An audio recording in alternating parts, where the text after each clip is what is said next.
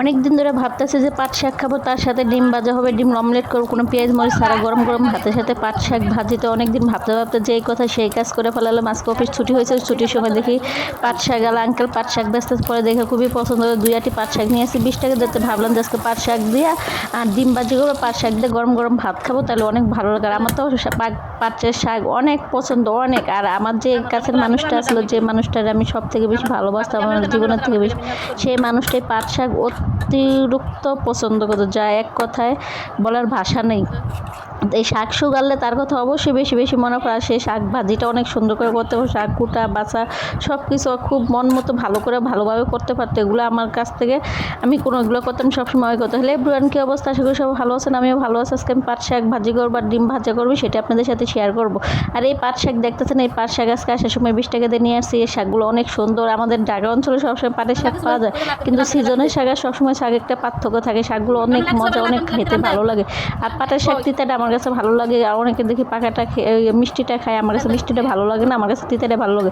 তো আমার কাছের মানুষ এই পাট শাক অনেক পছন্দ করে। সেই পাট শাক সে হলে আর কোনো কথাই নাই, সেই সবসময় সুন্দর করে কুইটা বাইসা ধুয়ে টুয়ে সে রান্না করতো। ওর হাতের রান্নাটা অনেক মজা হইতো। শাকবাজিটা পাট শাকবাজিটা অনেক মজা হতো, অনেক কিছু আইটেম করে করেই করতো।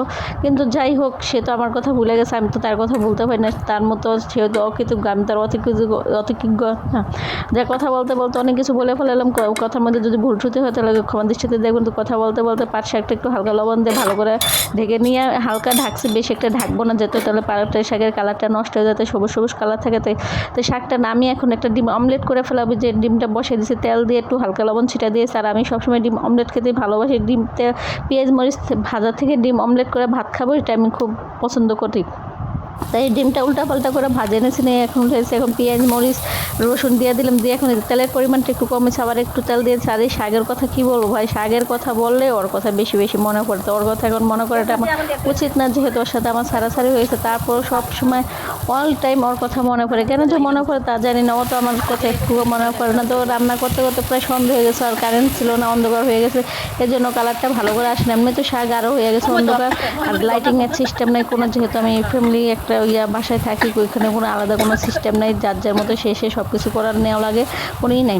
আর এই শাক যখনই আনে তখনই ওর কথা মনে পড়ে। তো আমার কথা একটুকু মনে পড়ে না, আমার সব সময় অল টাইম মনে পড়ে। যখন একটু চুপচাপ থাকি বা থাকি তখন অল টাইম মনে পড়ে।